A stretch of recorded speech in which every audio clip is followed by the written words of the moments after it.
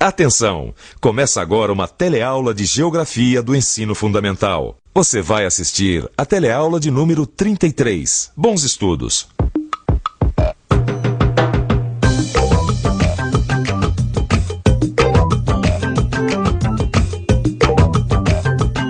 Terra do Fogo, Argentina. Depois de milhares de quilômetros, chegamos finalmente ao ponto final do rally, a Terra do Fogo, no sul da Argentina. Aprendi muito com essa longa viagem pela América e percebi uma coisa muito interessante. Os países da América Latina têm muitas semelhanças entre si, também muitas diferenças. Diferenças e semelhanças. Essa é a mais pura verdade. Você sabe que eu sou muito observador e sempre fico atento aos postais que eu entrego e também aos selos. E tem horas que eu penso assim, os países latino-americanos são tão parecidos que eles poderiam se unir e formar um só país. Mas aí eu lembro das diferenças. Parece que um não se encaixa com o outro. Não dá pra fazer uma integração. Agora, será mesmo? É isso que a gente vai ver nessa teleaula. Hoje vamos estudar as tentativas de integração econômica entre países da América Latina e ver quais as diferenças e semelhanças que existem entre esses países e como elas podem facilitar ou dificultar o processo de integração. Vamos ver também que a América Latina está dividida em várias regiões. E aí, todo mundo preparado para conhecer melhor esse verdadeiro mosaico americano? Então vamos nessa que a nossa teleaula está começando. Eita ferro, minha Nossa Senhora! O que foi, Paulo? Notícias ruins, é? Ruins nada, que isso? Péssimas! Pela manchete já dá pra ver o clima, ó. Queda no nível de emprego assusta países da América Latina. Está dizendo aqui que a oferta de emprego nos países da América Latina está diminuindo cada vez mais, que no futuro vai ser pior. E que o mercado de trabalho está exigindo uma mão de obra cada vez mais especializada. E essa notícia não fala de automação, não? Como não? Aqui está dizendo que já já os postos de trabalho serão substituídos por robôs e computadores, diminuindo ainda mais a oferta de trabalho nas fábricas. É para ficar preocupado ou não é? Paulo, você tem toda a razão.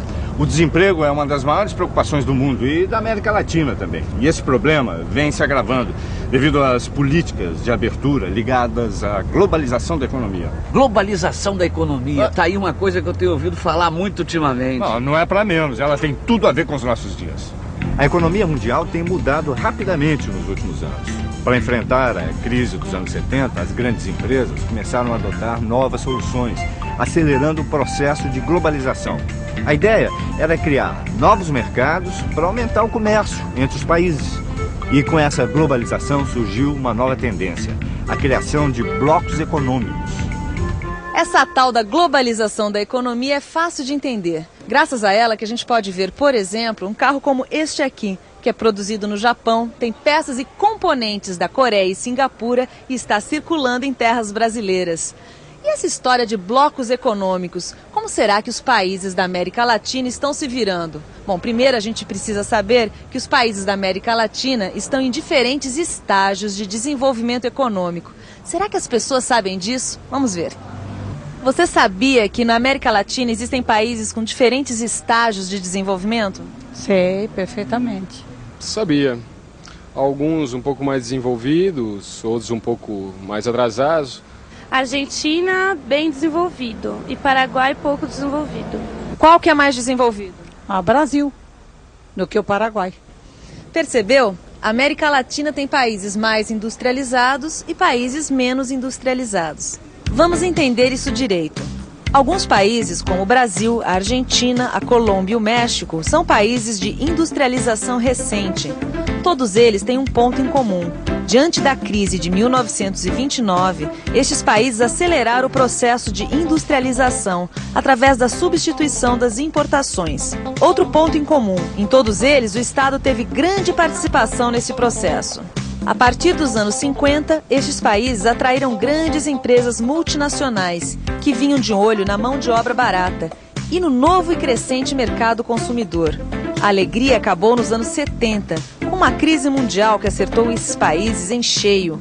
Com o aumento de suas dívidas, eles enfrentaram na década de 80 altos índices de inflação e a estagnação econômica. Não é à toa que os anos 80 ficaram conhecidos como a década perdida.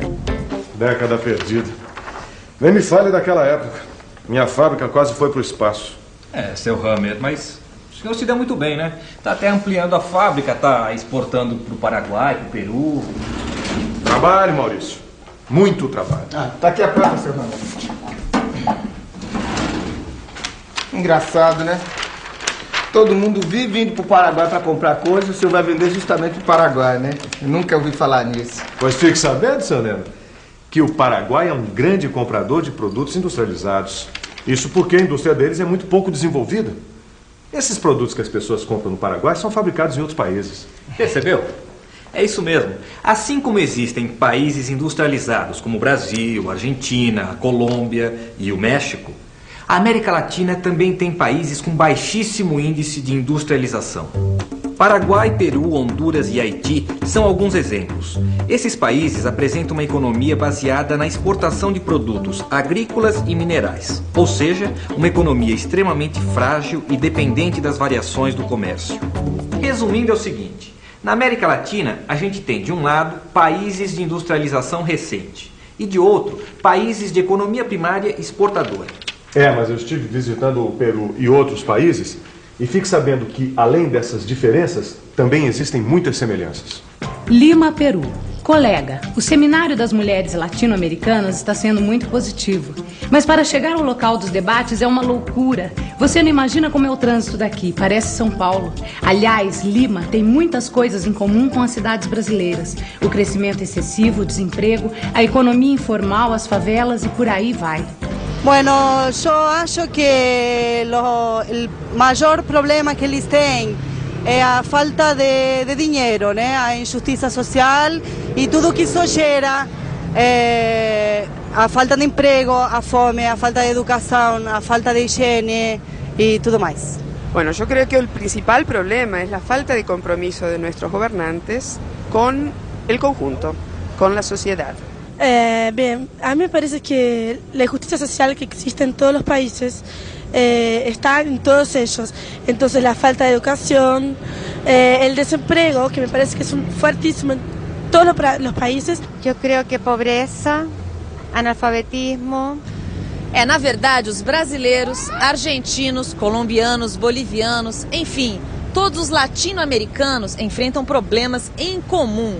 O inchamento das cidades, que está totalmente relacionado à diminuição das condições de sobrevivência no campo, a economia informal, que é uma consequência do desemprego, o analfabetismo e a grande dívida social, que pode ser percebida nas péssimas condições da saúde pública e nas condições habitacionais. Bom, com tantos problemas em comum, será que a América Latina nunca pensou em se unir para ganhar forças e enfrentar todos esses desafios? Você já ouviu falar de alguma pessoa que tentou unificar a América Latina? Conozco. Foi Simón Bolívar. Sí, Simón Bolívar. Sí, Simón Bolívar.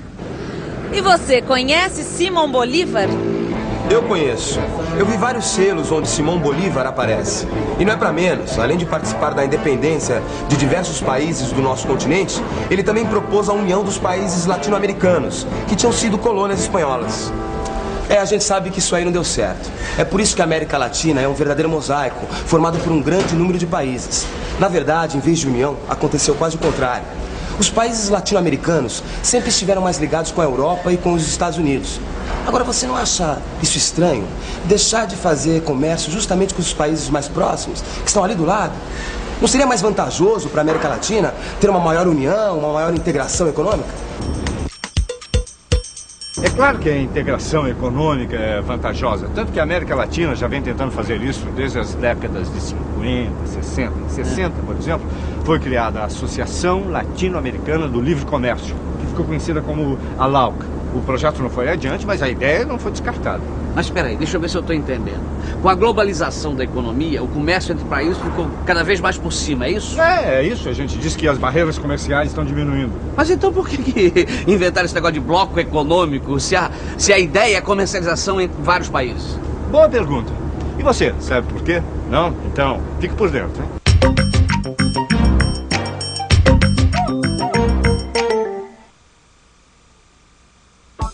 Com a intensificação do comércio mundial, o mercado tem ficado cada vez mais competitivo. E é por isso que os países se unem em blocos para aumentar a produção e obter vantagens da produção em escala.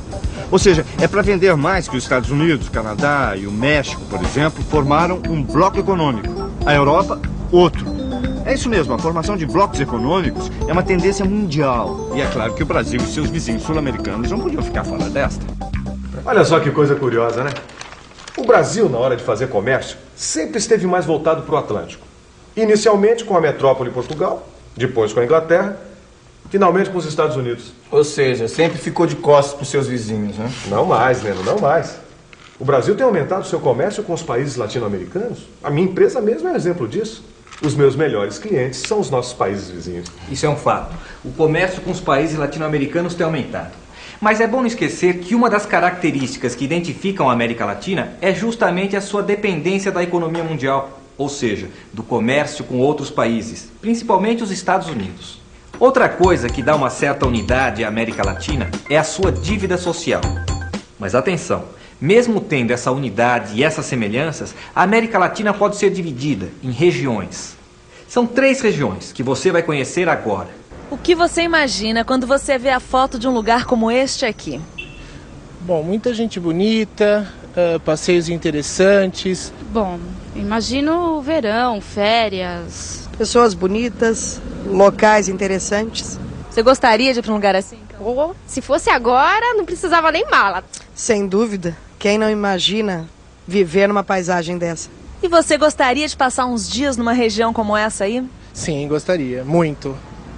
E você gostaria de passar uns dias na região do Caribe? O Caribe é uma região da América Latina marcada pela fragmentação, ou seja, uma região com grande número de países. Boa parte deles tem economia baseada na exportação de produtos tropicais, no turismo e no refúgio de capitais externos. O Mar do Caribe é o elemento de identificação dessa região e o México, seu principal país. E você, prefere as montanhas com neve, frio e tudo mais, como este lugar aqui? Tudo bem, porque na América Latina nós também temos essa opção. É uma região conhecida como América Andina. Essa região tem como marca registrada a Cordilheira dos Andes, que influencia a vida econômica e cultural de quem vive por lá. A Bacia Amazônica também faz parte dessa região e é uma ligação natural com o Brasil. E a América Latina tem ainda outra região, o Cone Sul. Essa região tem de fato a forma de um cone e por isso o seu nome. A maior parte dela tem clima subtropical e predomina a população de origem europeia. A Argentina é o país polarizador da região. Seguindo a tendência mundial de formação de blocos econômicos, os países do Cone Sul assinaram um tratado de cooperação econômica chamado Mercado Comum do Sul, ou Mercosul. Em 2007, os países sul-americanos iniciaram o processo de criação da União Sul-Americana de Nações, UNASUL, que representa uma aproximação entre a comunidade andina e o Mercosul. Criciúma, Santa Catarina. Minha confecção vai de vento em popa. Graças ao Mercosul, estamos para fechar um contrato com a Argentina. Tenho que me preparar para uma reunião amanhã. Vou fazer uma revisão de todos os pontos do contrato para não esquecer de nada. Você sabe como eu sou. Não faço nada sem dar uma boa revisadinha antes. E atenção, se liga aí que é hora da revisão. Na teleaula de hoje, você viu que o processo de globalização da economia tem diminuído as barreiras comerciais e confirmado uma nova tendência, a criação dos blocos econômicos. Viu que a América Latina tem seguido essa tendência de integração, apesar de suas diferenças, como os variados níveis de industrialização de seus países. Viu também que existem semelhanças, afinidades e vantagens que contribuem nesse processo de integração latino-americano. Por último, viu que a América Latina pode ser dividida em 3 regiões: o Caribe, a América Andina e o Cone Sul. E que os países que formam esse último participam de um tratado de integração econômica que ficou conhecido como Mercosul. Mercosul, beleza. Pra mim, quanto mais comércio, melhor. Tchau.